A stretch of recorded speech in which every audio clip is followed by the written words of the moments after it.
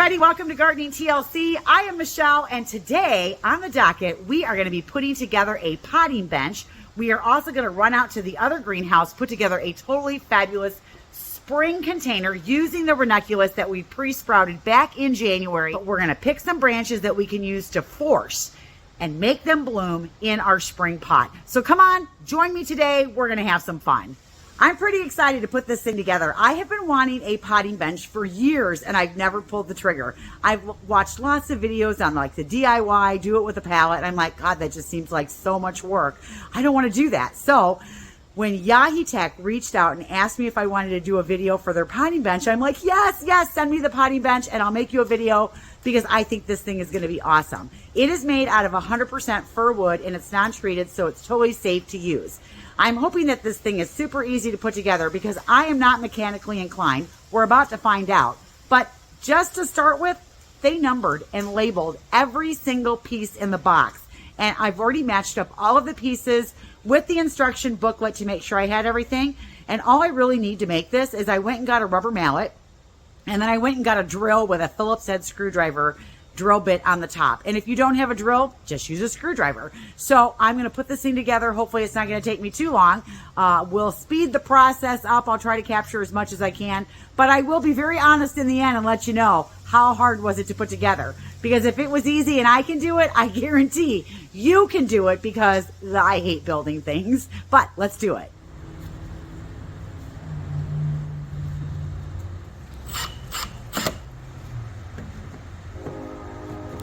Okay, I obviously am not a builder. As you can see, I have one side longer than the other. I didn't realize that there was an up and a down, so now I have to take one back off and put it back on.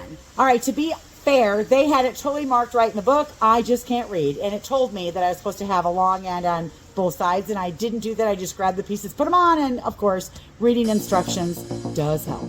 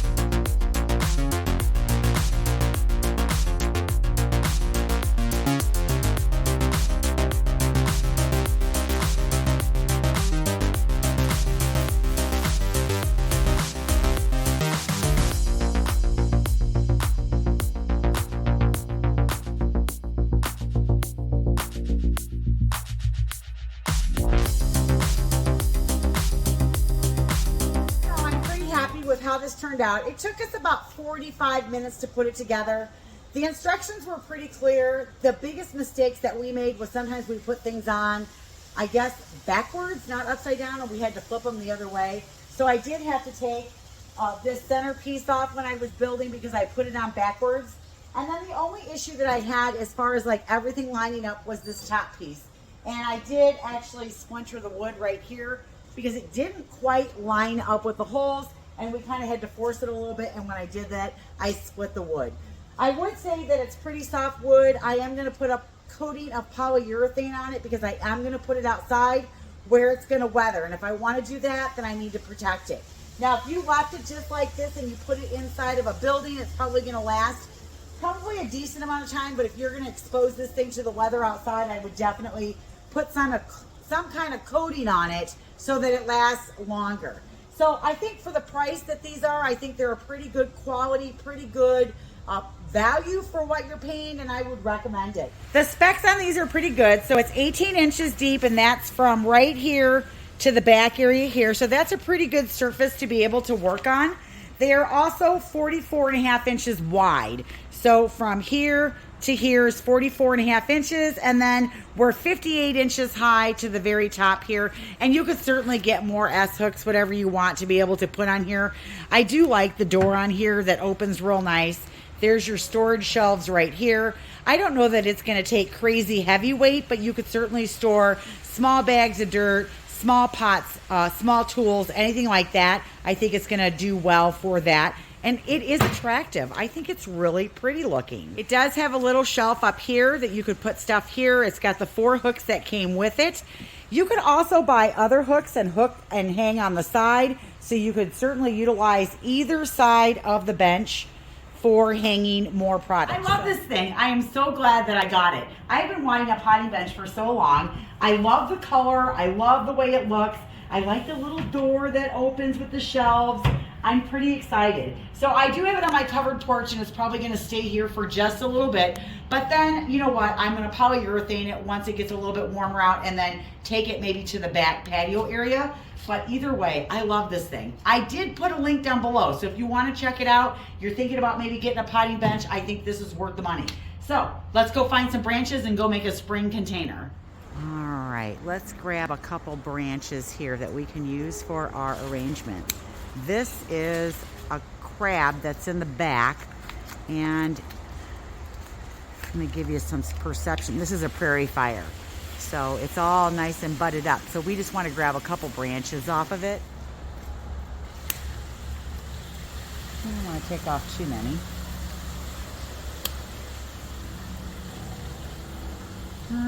Maybe one more. All right, that'll do it. Today's supposed to be the last day that we get snow. I say that, but it totally could snow again. But I'm not waiting to plant up my first spring container because I am jonesing for some beauty at the house. So I'm gonna plant this one up, and I'm gonna do a mix of perennials and annuals. I'm gonna really pack it out because they won't be in there that long, and then I can transplant things to the landscape when they're done. So I did find this really pretty white ceramic pot. That's what I'm gonna use. And I am gonna fill it with some potting soil. And I'm gonna pre-moisten it so that it's wet before I take it home. And so I'm just gonna get that all ready. And I'm just gonna add some water and get it ready to be able to take water. I find that if I don't do this, then what happens is it's really hard to get it to absorb the water without making a big mess as I'm trying to water it. So I will get this whole thing to take that water first. All right. Got it all pre-moistened, and I went out to the greenhouse and I just grabbed I don't know, a collage of different things to see kind of what I wanted to put in this bowl.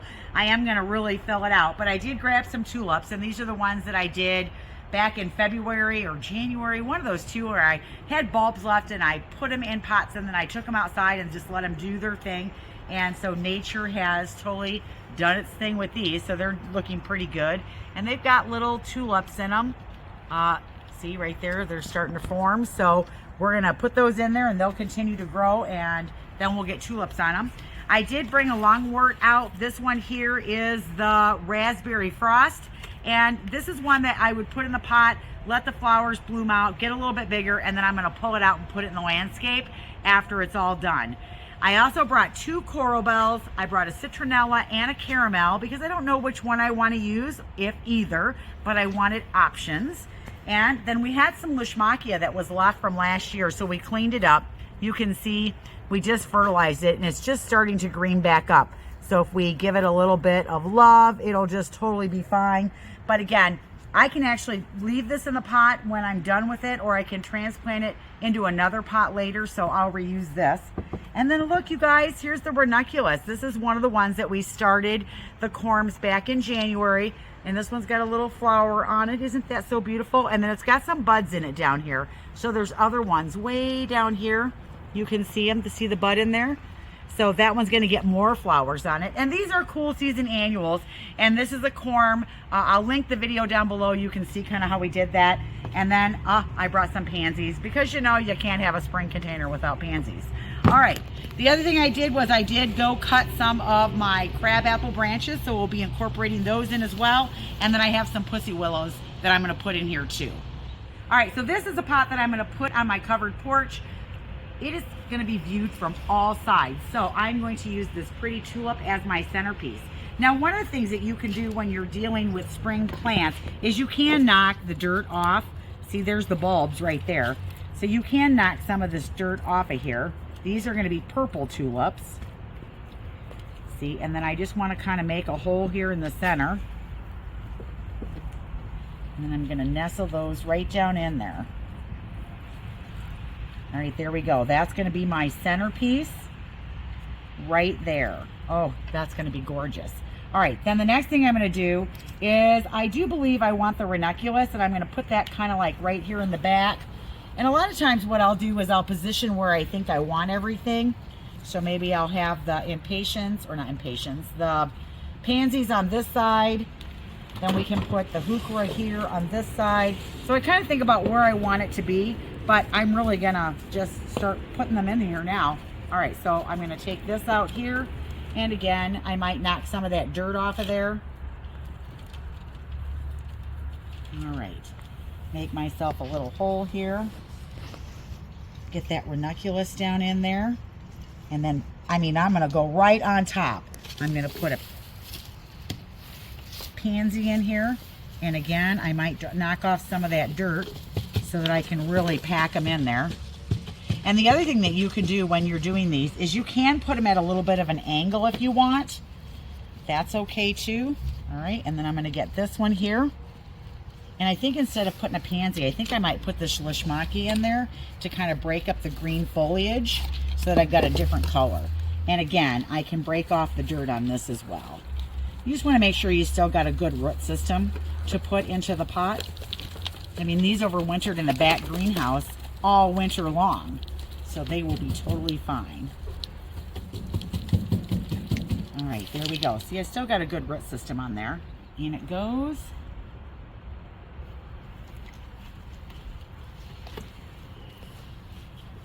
Oh, I like that foliage in there. That breaks up some of that dark green. And then I think I'm going to put another, and I might have to pull some of the dirt out. I might have too much dirt in there. I tried to put just the right amount. I think it's easier to pull it out than it is to try to put it in. So again, I'm just going to break up this root ball a little bit, get rid of some of this extra dirt. Okay. And then I'm going to tuck this one in.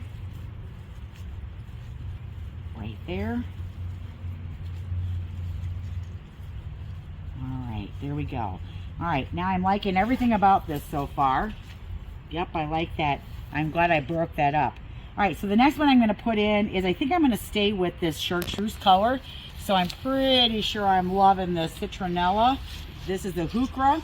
Now this is a perennial here, and you're going to grow it in the shade. It can take a little bit of morning sun. This guy, let's see if I can even read this. He only gets 10 inches high by 14 inches wide, and he grows in zone, wow, this tag is really dirty, 4 through 9. All right, so again, I'm going to take off some of this root ball because, not the root ball itself, but the dirt, just so I can fit it in my pot. Oh yeah. He's got a lot of new growth coming in down here too. So this is one that I know I have really good luck with here, coming back year after year. So I want to make sure that I don't forget about this guy and I get him out of the pot and get him in the ground when spring is over. So I'm gonna, once again, I'm gonna come in here right next to, let me move this one out of the way so you can see. I'm gonna go right in here next to, let's pull some of that dirt out. Look, you see the bulb right there? Okay, let's see if I can slide this guy in there. Okay. Yeah, I know you're like, you're cramming that in there. Yeah, it's okay. He'll be okay. He'll be totally fine. All right, so I got 2 more pansies that I want to put in here. This one is like a purple blue. The eye is yellow, so I love that. And then it'll match the ones on the other side. And then this one is a purple with a purple and a white eye, or a purple eye. I don't know. Purple splotch, I think is what they call it, not eye. Okay, in there it goes. Backfill around, and then I'm gonna have to clean this pot. All right. So now when I'm looking at this, ooh, I really like this. This is pretty. All right, now the other thing that we're gonna do is clean up my table a little bit, and then we're gonna add some forced branches to this. So you can force branches either inside in water, or you can add them to your little containers.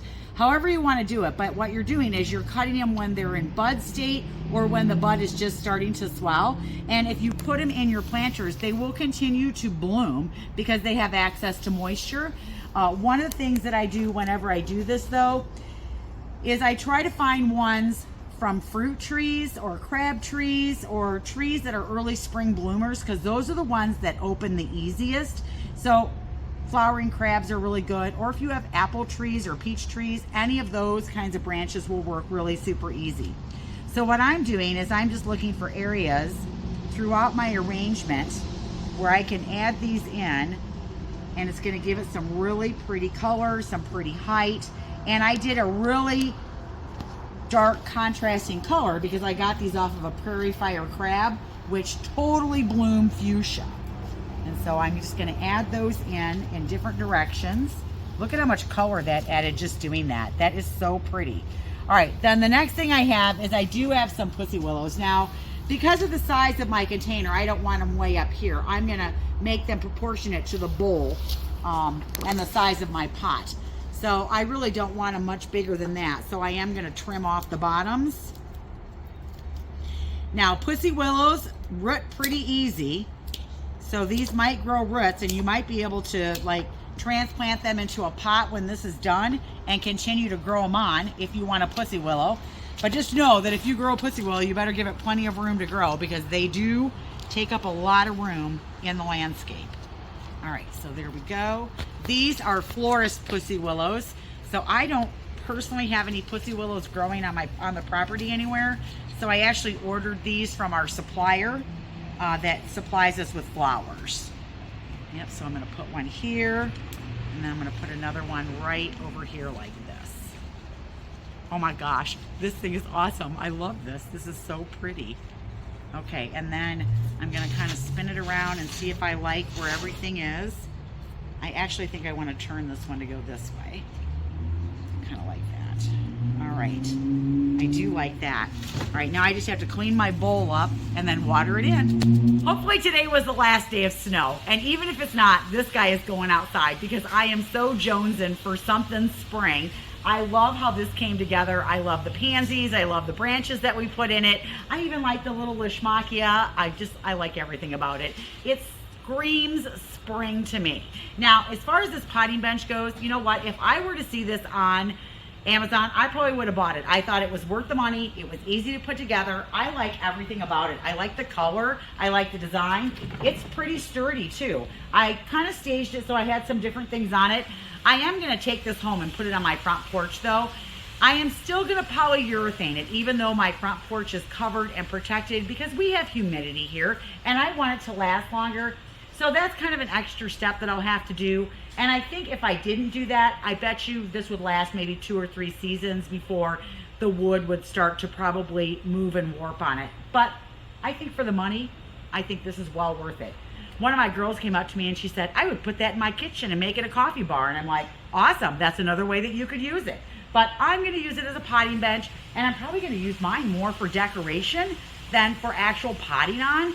But I think it would serve the function both ways because I would just use a potting tray on it. Well, that's all I've got for today, you guys. I hope you had fun. Thanks for watching. I am Michelle. We will see you in the next video, you guys. Bye, everybody.